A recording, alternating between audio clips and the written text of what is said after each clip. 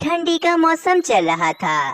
जंगल के सारे ही पक्षी इतनी ठंड से काफी ज्यादा ही परेशान थे। जंगल में हर तरफ बर्फबारी हो रही थी और हर तरफ सिर्फ बर्फ ही बर्फ थी। पक्षियों, इस बार तो बहुत ज्यादा ही ठंड पड़ गई है। मुझे तो ये सर्दी बर्दाश्त ही नहीं हो रही और रानी तो मेरे पीछे ही पड़ी हुई है कि मैं नहा लूं। अब भला आखिर इतनी ठंडी में मैं ठंडे पानी से कैसे नहाऊंगा? हाँ कालू कौवे, ये बात तो तुम एकदम ठीक कह रहे हो। मैंने भी 10 दिनों से नहीं नहाया है। हाँ पक्षियों, आप सब ठीक कह रहे हो, परंतु हमें नहाना तो पड़ेगा ही, वरना गंदगी के कारण हम बीमार भी हो सकते हैं। परंतु मीनू चिड़िया, मुझे तो लगता है कि मैं गंदगी के कारण नहीं बल्कि ठंडे पानी से नहाकर बीमार हो जाऊंगी। हाँ मीनू चिड़िया, मैंने तो ये सोच लिया है कि जब तक ठंडी का मौसम नहीं चला जाता मैं तब तक नहीं नहाऊंगा। अगली सुबह हो जाती है। मीनू चिड़िया अपने बेटे मानो चिड़े को नहाने का कह रही होती है। नहीं मम्मा, मुझे नहीं नहाना ठंडे पानी से। हमारे जंगल के टॉयलेट में नहर का ठंडा पानी आता है और वे बहुत ज्यादा ही ठंडा होता है, इसीलिए मैं नहीं नहाऊंगा। अरे ऐसे कैसे मानो चिड़ी, जल्दी चलो नहाने, वरना मैं बहुत डांटूंगी तुम्हें। फिर मीनू चिड़िया जबरदस्ती मानो चिड़े को ठंडे पानी से नहलाने के लिए ले जाती है। अरे भाई, यहाँ तो काफी लंबी लाइन है। लगता है सभी पक्षी अपने अपने बच्चों को नहलाने आए हैं। इस तरह सभी पक्षियों के बच्चे ठंडे पानी से नहा रहे होते हैं। रानी, मुझे तुम पर बहुत ज्यादा गुस्सा आ रहा है। जब मैंने तुम्हें मना किया था कि जब तक के ठंडी का मौसम नहीं चला जाता मैं और राजू कौवा नहीं नहाएंगे, तो फिर तुमने मेरे राजू कौवे को क्यों नहलाया? देखो देखो, इससे कितना ज्यादा तेज बुखार चढ़ गया है। अरे कालू जी, मुझे क्या पता था कि राजू कौवा बीमार हो जाएगा। मैंने तो बस सब पक्षियों के कहने पर नहलाया। बस रानी, तुम्हें जितना नहाना है जाकर नहाओ, परंतु आइंदा मुझे और मेरे राजू कौवे को नहलाने की कोशिश मत करना। राजू कौवे की तरह मानो चिड़ा भी काफी ज्यादा बीमार हो जाता है। हाय रे उल्लू वेची, मुझे क्या पता था कि मानो चिड़ा और बाकी सब पक्षी बीमार हो जाएंगे। अब आखिर नहाएंगे नहीं तो फिर हम क्या करेंगे? बस मीनू चिड़िया, अब से हम सब पक्षियों ने फैसला कर लिया है कि जब तक ठंडी का मौसम नहीं जाएगा हम में से कोई पक्षी नहीं नहाएगा। अरे पक्षियों, इस तरह तो तुम सब बहुत ज्यादा गंदे हो जाओगे और गंदे रहने से तरह तरह की बीमारियां फैलती हैं। तो फिर आप ही बताओ उल्लू वेची, हम ऐसा क्या करें अब? पक्षियों, अगर तुम सब पक्षी पतीली में पानी गर्म कर कर नहाओ तो इस तरह तुम सब आराम से नहा भी लोगे और तुम में से कोई भी बीमार भी नहीं होगा। अरे हाँ उल्लू वेची, ये उपाय तो बहुत बढ़िया है। हम सब पक्षी आग जलाकर एक बड़े सी पतीले में पानी गर्म कर लेते हैं और एक एक करके सब पक्षी उस गर्म पानी से नहाएंगे फिर। हाँ मीनू चिड़िया, ये ठीक रहेगा। अब तो हम सब पक्षी खूब मजे से नहाएंगे। फिर थोड़ी देर के बाद सब पक्षी लकड़ियों में आग लगा देते हैं और एक बड़े से पतीली में पानी गर्म करने लगते हैं। पक्षियों, पानी गर्म हो गया है, अब पहले कौन नहाएगा? मीनू चिड़िया, पहले मैं नहाऊंगा। मैंने पूरे 12 दिन से नहीं नहाया है। नहीं नहीं मीनू चिड़िया, मैं नहाऊंगी।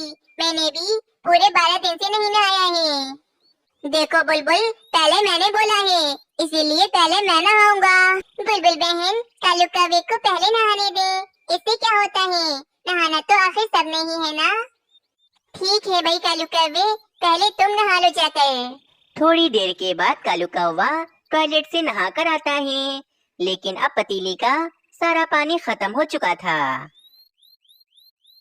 वाह वाह पक्षियों, आज इतने दिनों के बाद नहाकर तो मजा ही आ गया। ठंडी के मौसम में गर्म पानी से नहाने का क्या मजा आता है। कालू कौवे, तुमने मजे के चक्कर में सारा पानी ही खत्म कर दिया है। अब हम सब पक्षियों को दोबारा से पानी गर्म करना पड़ेगा। अरे चलो कोई बात नहीं भाई, हम दोबारा से पानी गर्म कर लेते हैं। फिर क्या था, सब पक्षी दोबारा से उस पतीली में पानी गर्म करने लगते हैं। अगली सुबह हो जाती है। कालू कौवा और रानी कौवी बातें कर रहे होते हैं। कालू जी, आपको नहाने के लिए बहुत सारा पानी चाहिए होता है। अब क्या पूरा दिन मैं पानी ही गर्म करती रहूंगी, मुझे और भी काम होते हैं। हाँ तो रानी क्या हो गया? गर्म पानी से नहाने में तो बहुत ज्यादा ही मजा आता है। बस कालू जी बस, मुझसे इतनी मेहनत नहीं होती। अगर तुम्हें नहाना है तो बाल्टी को नहर के पास लेकर जाओ और बाल्टी भरकर पानी लेकर आओ। उसके बाद पानी को पतीली में गर्म करो और फिर उसके बाद नहाओ। हाँ हाँ ठीक है रानी कवि, सारा काम मैं खुद कर लूंगा। वैसे भी तुम मेरा कौन सा काम करती हो? अब ठंडे पानी की समस्या दूर हो गई थी तो सब पक्षी इतनी कठिन मेहनत करने से परेशान थे। इसी कारण मीनू चिड़िया भी बहुत ज्यादा ही परेशान होती है और वे कहती है, पतीली में पानी गर्म करना तो बहुत ही मुश्किल काम है। पहले जाकर नहर से पानी लेकर आओ, उसके बाद पतीली में डालकर गर्म करो। ये तो बहुत ज्यादा मुश्किल हो जाता है हम पक्षियों के लिए। हमें कुछ और सोचना पड़ेगा और ये बहुत ज्यादा ही खतरनाक है, क्योंकि अगर किसी पक्षी का बच्चा गर्म पानी में गिर गया तो क्या होगा फिर? नहीं भाई नहीं, ये काम हम सब पक्षियों के लिए बहुत ज्यादा ही रिस्की है। मुझे सब पक्षियों को फौरन मना करना होगा। अगले दिन रंगीन पक्षी मीनू चिड़िया के पास आता है और कहता है, अरे भाई क्या हुआ रंगीन पक्षी, तुम इतने ज्यादा परेशान क्यों लग रहे हो? मीनू चिड़िया, बुलबुल बहन अपने घर में पानी गर्म कर रही थी, लेकिन बुलबुल का शरारती बच्चा गर्म पानी में गिर गया और भी बुरी तरह से जल गया है। मैंने तो सोच लिया है मैं अपने घर में अब से गर्म पानी नहीं करूँगा, क्योंकि मेरे भी छोटे छोटे बच्चे हैं। अगर कोई भी जल गया तो मेरा क्या होगा फिर? जिस बात का डर था वही हुआ। बेचारी बुलबुल बहन का बच्चा कितनी ज्यादा तकलीफ में होगा। मीनू चिड़िया, इस समस्या की वजह से तो सब पक्षी बहुत ज्यादा ही परेशान हैं और अभी थोड़ी देर में कालू कौवा सब पक्षियों को लेकर तुम्हारे घर में आता ही होगा इस समस्या का कोई हल ढूंढने के लिए। रंगीन पक्षी तुम ठीक कह रहे हो। अब हम सब पक्षियों को इस समस्या का कोई अच्छा हल ढूंढना ही होगा। थोड़ी ही देर के बाद कालू कौवा सब पक्षियों को लेकर मीनू चिड़िया के घर में आ जाता है। मीनू चिड़िया, इस तरह पतीली में पानी गर्म करने का उपाय तो बिल्कुल भी अच्छा नहीं है। अब हमें कुछ और सोचना होगा। हाँ हाँ मीनू चिड़िया, अब तो मैं कभी भी गर्म पानी नहीं करूँगा। इससे अच्छा है कि मैं नहाऊं ही नहीं। पक्षियों, ना नहाना और गंदे रहना ये इस समस्या का कोई हल तो नहीं। मेरे पास एक बहुत ही बढ़िया उपाय है, परंतु थोड़ा मुश्किल है। अरे बताओ तो मीनू चिड़िया, क्या उपाय है वो? देखो पक्षियों, दूसरे जंगल में पक्षियों ने अपने टॉयलेट में पानी गर्म करने का गीजर लगाया हुआ है, जिससे पानी खुद ब खुद गर्म होता है और इस तरह पक्षियों को किसी तरह का भी कोई नुकसान नहीं होता है। मैं सोच रही हूँ कि हम भी अपने टॉयलेट में वैसा ही गीजर लगवा लेते हैं। हाँ मीनू चिड़िया, ये ठीक रहेगा। चलो चलो पक्षियों, सब अपने अपने घरों से थोड़े थोड़े पैसे ले आते हैं, फिर हम सारे पैसे जमा कर एक अच्छा सा गीजर खरीद लेंगे। थोड़ी देर के बाद सारे पक्षी अपने अपने पैसे मीनू चिड़िया के पास जमा करवा देते हैं। चलो पक्षियों, मैं किसी अच्छी दुकान से पानी गर्म करने का गीजर खरीद कर लेकर आती हूँ। कुछ ही देर के बाद एक पक्षी आकर पक्षियों के टॉयलेट में गीजर लगा देता है।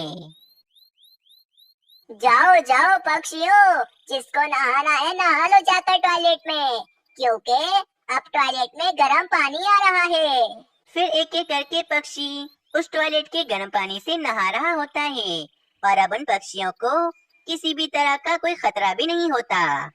इस कहानी से हमें ये सीख मिलती है कि हमें कभी भी हार नहीं माननी चाहिए, बल्कि मुश्किल का सामना करना चाहिए। अगर आप सबको ये कहानी अच्छी लगी तो चैनल को जरूर सब्सक्राइब करें। एक जंगल में एक कालू कौवा और इसका परिवार रहता था। एक दिन की बात है, एक दिन रानी कौवी कालू कौवे से कहती है, कालू जी मेरी बात सुनो, बहुत बुरी खबर है, जल्दी मेरी बात सुनो। अरे रानी, क्या हो गया भाई? कोई अच्छी खबर भी सुना दिया करो, हर समय तुम कोई ना कोई बुरी खबर ही सुनाती रहती हो। कालू जी, राजू कौवा बाहर खेल रहा था कि अचानक वहाँ पर बाजू चील आ गई और हमारे बेटे को पकड़ कर ले गई। अब ना जाने वे दुष्ट चील हमारे राजू कौवे के साथ क्या करेगी। तुम जल्दी करो और बाजू चील के घोंसले में जाओ और हमारे राजू कौवे को उस दुष्ट चील से बचा कर ले आओ।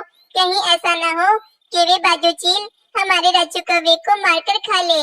चलो भाई, तुम अभी भी बैठे मेरी बातें सुन रहे हो, जल्दी चलो, हम दोनों जाते हैं, चलो भाई। अरे अब इस खूंखार चील से मैं अपने राजू कौवे को कैसे बचाऊंगा? रानी तुम यहीं रुको, मैं जाता हूँ और बाजू चील से बात करता हूँ कि वे हमारे बेटे को कोई भी नुकसान ना पहुँचाए। ये कहकर कालू कौवा फौरन बाजू चील के पास चला जाता है। बाजू चील रुक जाओ, मेरे राजू कौवे को मत खाओ, मेरा एक ही इकलौता बेटा है ये।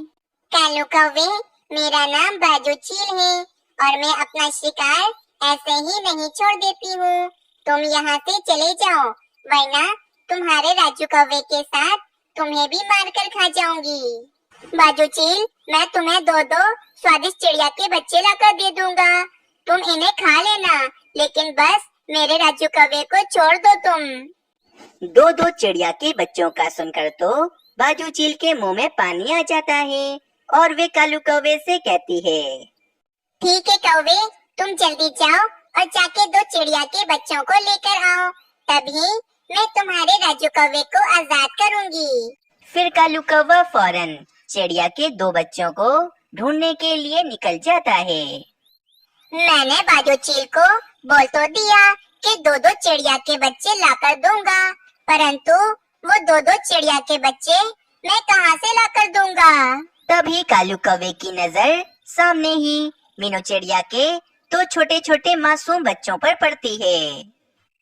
अरे वाह भाई, ये तो मीनू चिड़िया के बच्चे हैं और ये अभी बहुत छोटे हैं, ना तो ये उड़ सकते हैं और ना ही ये ज्यादा आवाजें कर सकते हैं। और सबसे अच्छी बात तो ये है कि इस समय मीनू चिड़िया भी अपने घोंसले में नहीं है, किसी को भी पता नहीं चलेगा। मैं जल्दी से जाता हूँ और इन दोनों बच्चों को चील बहन के पास ले जाता हूँ।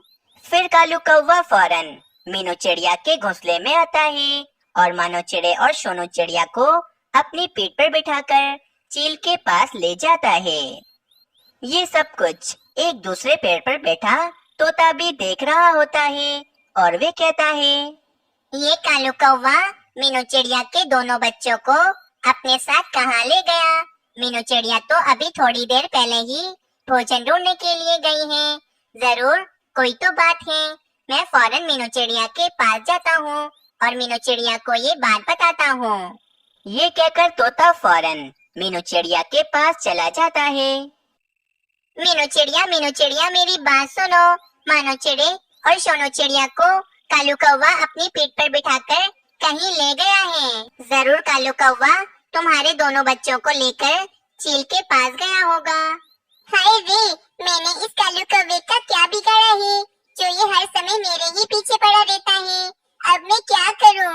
अगर वे कालू कौवा मेरे बच्चों को चील के पास लेकर गया है तो वे चील तो मेरे बच्चों को नहीं छोड़ेगी। तोते, मैं जा रही हूँ। यकीनन कालू कौवा मेरे बच्चों को लेकर बाजू चील के पास ही गया होगा, क्योंकि वे बाजू चील ही हमारे जंगल के पीछे पड़ी रहती है। मीनू चिड़िया, अगर तुम अकेले जाओगी तो वे चील तुम्हारे बच्चों के साथ तुम्हें भी मारकर खा जाएगी। तोते, मैं किसी बाजू चील से नहीं डरती हूँ और मुझे अभी अपने मासूम बच्चों की जान बचानी है। मैं जा रही हूँ। फिर मीनू चिड़िया इस बाजू चील के घोंसले की तरफ चली जाती है। कौवे, तुमने तो मेरा दिल ही खुश कर दिया है, ये नन्हे नन्हे चिड़िया के बच्चे लाकर।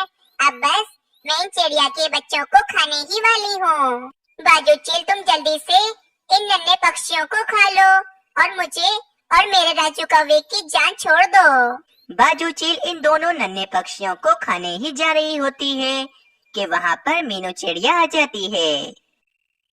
बाजू चील, मैं तुमसे नहीं डरती हूँ, बल्कि मैं तुम्हें और कालू कौवे को सबक सिखाने के लिए आई हूँ। अरे, एक छोटी चिड़िया अब बाजू चील को सबक सिखाएगी। बाजू चील, अगर तुमने अभी के अभी मानो चिड़े और सोनू चिड़िया को मुझे वापस ना लौटाया तो मैं तुम्हारे इस घोंसले को तोड़ दूंगी और कालू कौवे, मैं तुम्हारे राजू कौवे को भी मार डालूंगी। मीनू चिड़िया, तुम बस भी करो, तुम गुस्से में क्या कुछ बोल रही हो? तुम जानती हो ना कि अगर तुम बाजू चील के करीब भी आई तो बाजू चील तुम्हें भी मारकर खा जाएगी। ऐसा कभी नहीं होगा कालू कौवे। ये कहकर मीनू चिड़िया वहाँ से चली जाती है।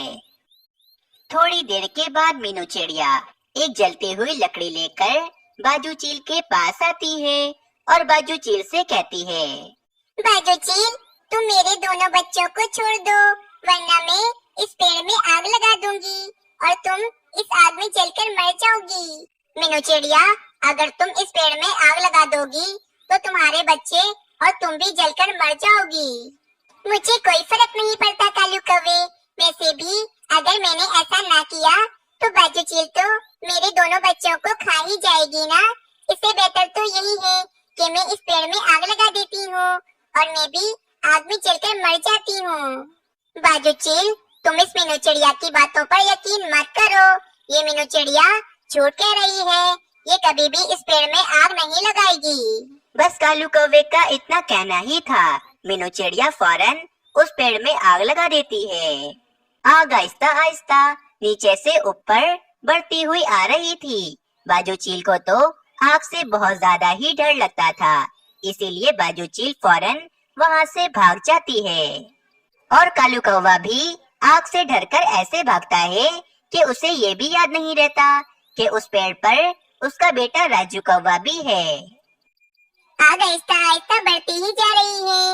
मुझे जल्दी से मानो चिड़े और सोनू चिड़िया को यहाँ से बचाकर ले जाना होगा। परंतु ये कालू कौवे का बेटा राजू कौवा कितना मासूम है। मैं इस मासूम बच्चे को यहाँ पर छोड़कर नहीं जा सकती हूँ। मुझे इन तीनों की जान बचाकर यहाँ से ले जाना होगा। परंतु मैं इन तीनों को एक साथ अपनी पीठ पर बिठाकर कैसे लेकर जाऊंगी? मीनू चिड़िया कुछ सोच रही होती है कि मीनू चिड़िया को सामने एक टोकरी पड़ी हुई दिखती है। मीनू चिड़िया फौरन उस टोकरी के पास जाती है। फिर मीनू चिड़िया उस टोकरी में तीनों बच्चों को बिठाकर वहाँ से ले जाती है। शुक्र है तीनों मासूम पक्षियों की जान बच गई, वरना वे बाजू चील तो मेरे दोनों बच्चों को मारकर खा ही जाती। मीनू चिड़िया, अब तुम जब भी भोजन जमा करने के लिए जाना तो मुझे बता देना। मैं तुम्हारे बच्चों का अच्छे से ख्याल रखूंगा। इनको अकेले छोड़कर तुम अब से कभी भी मत जाना। तोते, तुम्हारा बहुत बहुत शुक्रिया। चलो भाई, मैं जल्दी से राजू कौवे को लेकर कालू कौवे के पास चली जाती हूँ। रानी कौवे तो बहुत ज्यादा रो रही होगी। मीनू चिड़िया, वैसे तुम्हें मानना पड़ेगा, कालू कौवा तुम्हारे दोनों बच्चों की बलि चढ़ा रहा था, फिर भी तुमने कालू कौवे के बेटे की जान बचाई। मैं उस कालू कौवे की तरह नहीं हूँ कि मैं इस मासूम कौवे को उस जलती हुई आग में छोड़ आती। दूसरी तरफ जब कालू कौवा अपने घोंसले में आता है तो उसे याद आता है कि राजू कौवे को तो वे उस जलती हुई आग में छोड़कर आ गया है। कालू जी, तुम तो राजू कौवे को लेने के लिए गए थे ना? कहाँ है मेरा राजू, कहाँ है? फिर कालू कौवा रानी कौवे को सारी बात बताता है कि कालू कौवा राजू कौवे को उस जलती हुई आग में छोड़कर आ गया है। कालू जी, ये तुमने क्या कर दिया? तुम हमारे राजू कौवे को उस जलते हुए पेड़ पर कैसे छोड़कर आ सकते हो? रानी, मैं बहुत ज्यादा डर गया था, इसी कारण मैं राजू कौवे को वहाँ से ले जाना भी भूल गया हूँ। अब तक तो मेरा राजू कौवा उस आग में जलकर मर भी गया होगा। कालू जी, बस बहुत हो गया, आज से मैं तुम्हारे साथ नहीं रहूंगी। मैं जा रही हूँ अपने मायके। नहीं नहीं रानी, अब तो राजू कौवा भी नहीं रहा, और अगर तुम भी मुझे छोड़कर चली गई तो मैं किसके साथ रहूंगा? तुम मुझे छोड़कर नहीं जाओ। बस कालू कौवा और रानी कौवी ऐसे बातें कर रहे होते हैं कि वहाँ पर मीनू चिड़िया राजू कौवे को लेकर आ जाती है। कालू कौवे, तुम खुदगर्ज हो सकते हो, लेकिन मैं तुम्हारी तरह नहीं हूँ। मैंने अपने बच्चों के साथ तुम्हारे राजू कौवे की भी जान बचा ली है। राजू कौवे को देखकर रानी कौवी और कालू कौवा तो बहुत ज्यादा ही खुश हो जाते हैं। मीनू चिड़िया, मुझे माफ कर दो। मैं अपने बच्चे को बचाने के चक्कर में तुम्हारे दोनों बच्चों की बलि चढ़ा रहा था। बस करो कालू कौवे, तुम हर बार कोई न कोई गलती करके बाद में मुझसे माफी मांगते हो, लेकिन इस बार मैं तुम्हें माफ नहीं करूंगी और आज के बाद न ही तुमसे कभी बात करूंगी। ये कहकर मीनू चिड़िया वहाँ से चली जाती है। इस कहानी से हमें ये सीख मिलती है कि हमें कभी भी स्वार्थी नहीं होना चाहिए।